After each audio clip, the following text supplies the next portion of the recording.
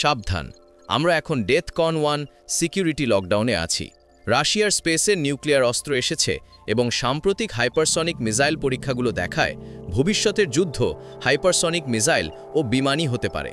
B-83 আমেরিকার heavyweight পারমাণবিক gravity বোমা, ওজন প্রায় 2400 পাউন্ড 1100 কেজি, দৈর্ঘ্য প্রায় 12 ফুট 3.7 মিটার, ব্যাস প্রায় 18 ইঞ্চি 46 সেমি। এটাকে বিমান থেকে ফেলা হয়, ফ্রি ফেল, কিন্তু ভয়াবহ শক্তির এক লঘুচিত্র।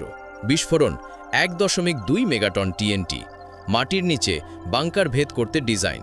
অনুমানিত স্টক মোট প্রায় 650টি, যার 200টি সক্রিয়। পরিকল্পনা আছে ধীরে ধীরে B-83 বাতিল করে কম শক্তির আধুনিক অস্ত্র বসানোর। Trident 2 SLBM Ohio class submarine ও ভ্যানগার্ড ক্লাসে থাকা প্রধান স্ট্র্যাটেজিক হুমকি। ক্ষেপণাস্ত্র প্রায় 13.5 মিটার, ওজন প্রায় 59,000 কেজি, কাভারেজ প্রায় 12,000 কিলোমিটার। প্রতিটি ক্ষেপণাস্ত্র মোতায়েন করতে পারে বহু ওয়ারহেড, প্রতিটি W-88 প্রায় 475 কিলোটন। একে MIRV সুবিধা দেয়, একই রকেট একাধিক লক্ষ্য আক্রমণ করতে পারে। অনুমান যুক্তরাজ্য ও আমেরিকার ফ্লিট মিলিয়ে সমুদ্রভিত্তিক হাজারের মতো ওয়ারহেড ক্ষমতা একাধিক সাবমারিনে বিস্তৃত।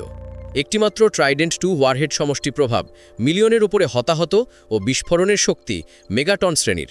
চীনের DF-5, বিশেষ করে DF-5C দীর্ঘ রেঞ্জ ECBM, প্রায় 106 ফুট লম্বা, ওজন প্রায় 183 টন, রেঞ্জ প্রায় 15,000 কিলোমিটার।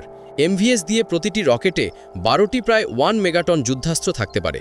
একসাথে মারলে বিশাল মিলগুলোর ধ্বংস ক্ষমতা কোটি লেভেলের। রাশিয়ার R-36 SS-18 শাতান প্রচলিত সময়ের একটি বিশাল তরল জ্বালানি চালিত ECBM, উচ্চ ক্ষমতা ও বহু ওয়ারহেড বহন করে। একক বিস্ফোরণও বড় শহর ধ্বংসে সক্ষম। RS-28 সারমাত সেটান 2 আধুনিক সিস্টেম বাইপাসিং ক্ষমতাসহ মহাবিপজ্জনক ECBM। অনেক ভার্সনেই বহু ওয়ারহেড বহন করা ও অস্বাভাবিক কক্ষপথ ব্যবহার করার তত্ত্ব আছে। তাত্ত্বিক পেলোডের কথা ভাবলে এর ধ্বংস ক্ষমতা অবিশ্বাস্য, যদিও বাস্তবে সব বৈশিষ্ট্য ব্যবহারিক নয়। কিভাবে ধ্বংস হয়? একক মেগাটন স্তরের বিস্ফোরণেই আগুনের বল, তীব্র ঢেউ, বিস্তীর্ণ তাপীয় বিকিরণ ও কাঁচ ধ্বংসের মাধ্যমে কিলোমিটার বিস্তৃত অঞ্চলের অবকাঠামো ও মানুষের উপর ভয়াবহ প্রভাব ফেলে।